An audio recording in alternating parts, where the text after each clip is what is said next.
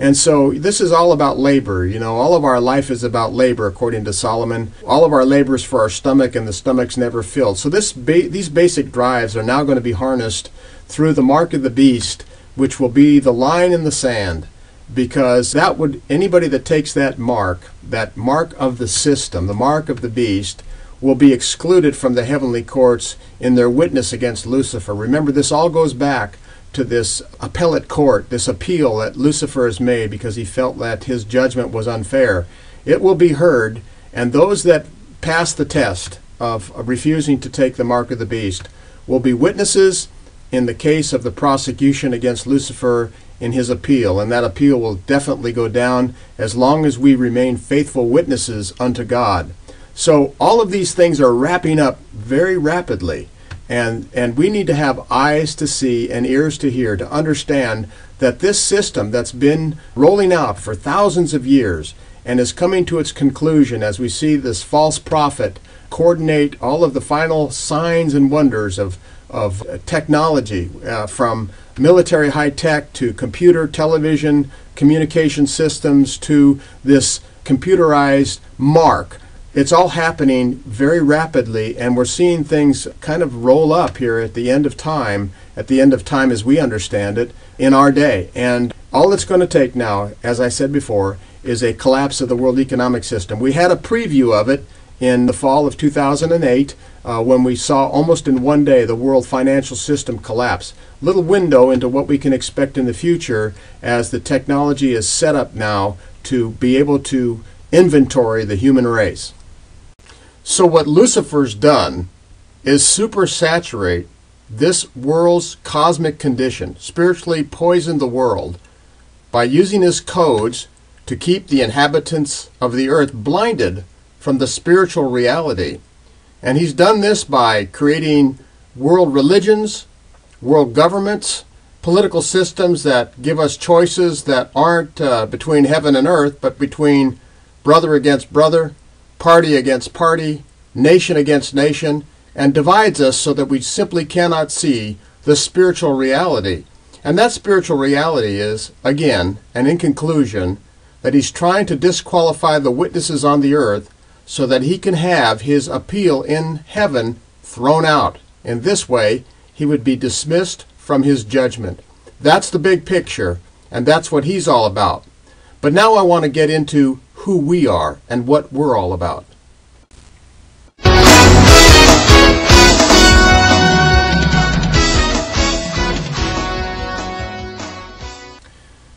As we ponder and consider the Luciferian codes, which we've explained up to this point, it's important to understand that the codes were specifically designed to be targeted towards a world populace that has been virtually stripped of an objective spiritual capability.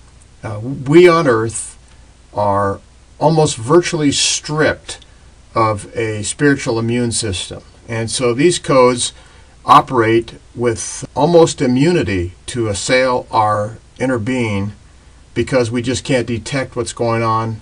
And as you look over the expanse of how these codes are poured out on the world, it's almost impossible to see them. You have to be spiritually alerted to them and watch them playing out over long periods of time to really detect them. So human beings are virtually living in the valley of the shadow of death. We don't see what's going on. We don't have ears to hear. We do not have eyes to see.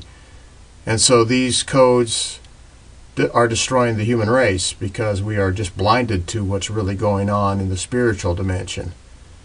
Now that brings up an interesting consideration that I'd like to express as a metaphor.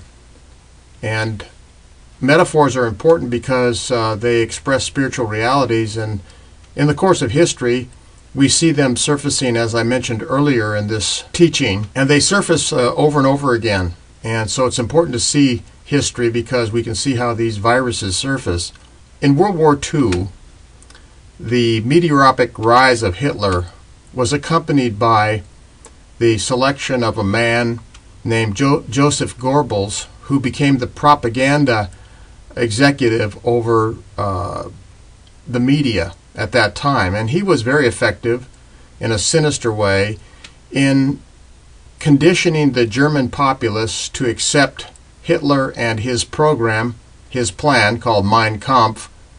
And the German people were totally mesmerized, almost like a Pied Piper of evil, by this man, Joseph Goebbels, who propagated the Aryan myth of Aryan supremacy to the degree that they actually went along with the Holocaust, the setting up of concentration camps and the incineration of Jewish peoples and gypsies and homosexuals. Millions and millions of people perished at the hands of the Nazis, and the populace was basically unwilling to do anything to stop it. In fact, when the war was over, the German populace even denied that they had any knowledge that this was going on, even though the crematoriums were incinerating people, the smoke was belching into the air, and the knowledge of what was going on certainly was known throughout Germany. Yet the people were so taken by the propaganda campaign of Joseph Goebbels that even after the war was over, they refused to believe that they had been deceived. It's very similar to what's going on today in the United States election process, as the mainstream media has, with a tremendous bias, put forward its candidate for the presidency. So we're seeing it again surface in our society, and the point is that people are vulnerable to perceptions rather than realities. And this just goes to what we're talking about because of the nature that human beings find themselves in this world without a spiritual detection system to help them see what's really going on. Most people see with a short-sighted view, superficially, and they don't get to the root or the truth of a matter. They're spiritually blinded, spiritually deaf, and unable to see the truth, unable to see the reality of a matter. To become a spiritual person, you have to be open to the truth. You have to be open to having your eyes opened. And so when it comes to seeing these Luciferian codes, we're basically unable to as a human race. And that is because it goes to something that we left out in the discussion about the war in heaven. And I want to talk about the predicament of the human race in light of the heavenly wars that took place when Lucifer took the Morning Star office, deceived the Ophanim creators, and as a result was judged by his deception, his pilfering and cracking into the codes, the creator codes, and what ensued. We talked about how 1/3 of the angels fell according to the book of Revelation, but there was more to it than what we have expressed to this point. And I want to take you further now and talk about a portion of the Ophanim that were not followers to the nth degree of Lucifer. And that involves what's happened to us as human beings, whom we're going to call now the Teraphim.